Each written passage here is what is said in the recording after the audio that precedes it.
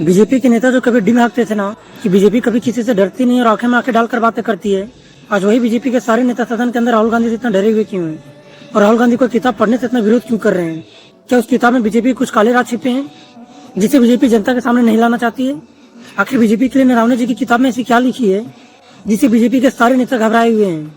यहाँ तक कि लोकसभा स्पीकर इसी बात का विरोध कर रहे हैं कि राहुल गांधी इस किताब का जिक्र सदन के अंदर नहीं कर सकते हैं। जब प्रधानमंत्री किसी किताब का जिक्र सदन के अंदर करते हैं तो हमारे लोकसभा स्पीकर को उस समय याद नहीं आता है कि सदन के अंदर कौन सी किताबें पढ़नी है और कौन सी किताबें नहीं पढ़नी है।